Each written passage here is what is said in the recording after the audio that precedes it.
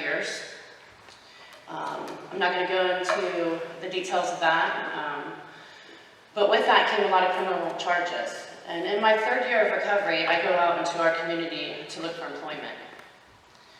Because in my story, I was the victim.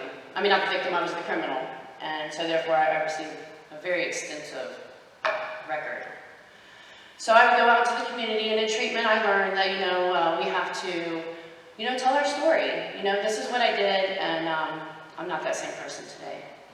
Well, I did that, and the rejection made me feel unworthy again. I thought, you know what? I've done all this recovery and treatment just to what? Be shunned from society? And someone told me about Freedom a la carte. They said, Freedom hires survivors of human trafficking.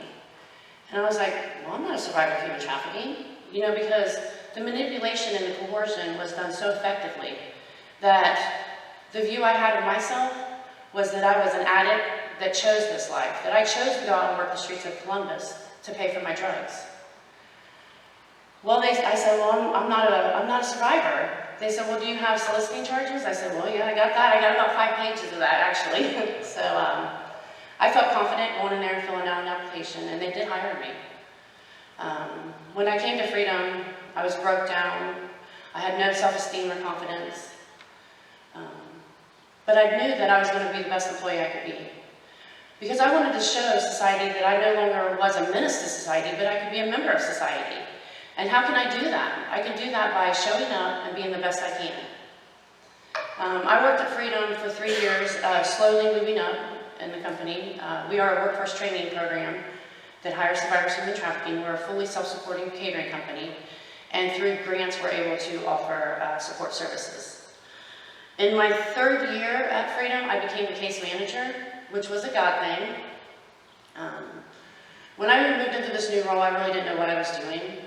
All I knew is that God put something in my heart, and He gave me the opportunity to do it.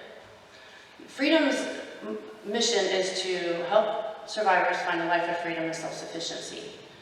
And what that means is getting past those stigmas that we have, the criminal record that holds us back, the government assistance that we depend on to live. Because a lot of people like me, I've never known any other way to live. I've been on government assistance my whole life. So when I moved into this role, I'm like, what do I do? How do I help these people when I felt still unworthy myself? And, I just kept showing up, asking them what they needed. Today I do anything from helping ladies learn how to drive and get their license, cleaning up their school records, getting expungements for those records that are holding them back. Because Senate Bill 4 passed, which will expunge all of our records, felonies and all of our misdemeanors. I've even went on the side of the highway and thought I was going to change a tire. I really quickly called AAA, but So my job, it doesn't matter. I mean, it's not defined. I don't know what I'm going to do day from day. Really, it's what do you need? What can I do to help you today to stay sober and not go back to that life? We started a program about 2 years ago called the Butterfly Group. When ladies go to treatment, because I went to treatment, I have 5 years of treatment for addiction and the trauma that I received on the streets. And when you leave treatment or a mandated court program and you go out into society, all that support just kind of crumbles away. And you're out there and you're like, oh my God, what do I do when I can't pay my bills? What do I do when I don't have enough money for food? Things that might be a high relapse issue, we try to be there for them. There's multiple times I've taken ladies to the pantry. I've helped through Freedom and donations. Just Friday, we were able to help a lady pay her utility bills. You know, she relapsed and for a month wasn't working. Once she got sober, you know, because we found her a treatment, that worry and concern of not being able to pay her bills could have caused her to relapse again, but Freedom was able to take care of that and relieve some of that stress. We were able to pay for $300 for a woman to go into a sober living house. Yeah, so I'm a little bit confused. So freedom and self-sufficiency. So today I am fully self-sufficient. I own my own home. I graduated from Columbus State with an associate's degree, and I'm currently at Capital University working on my bachelor's of social work.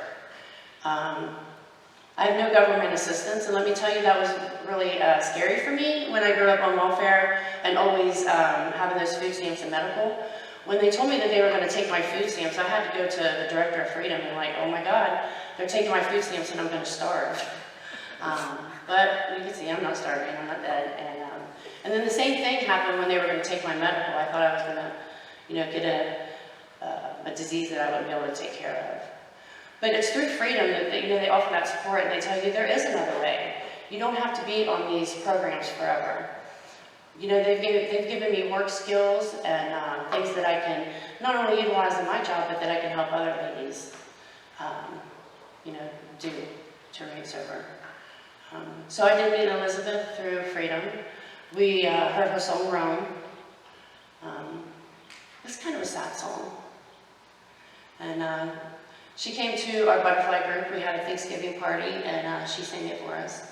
And then afterwards, we talked about writing an empowering song. And I'd like to say we collaborated, but really I didn't do anything. No, you did. You did. So I'm thankful to be here, and I'm grateful to hear the song. Elizabeth wanted to post it on the Butterfly Facebook page, and I said, no, I want the first time I hear it to be today. It is through communities. It took me years to identify as a victim. And if it wasn't through community support, the community, I won't mind you, that rejected me, that the awareness and the knowledge of how human trafficking can manifest here in our community, it's not like that movie Taken. It has a different form here.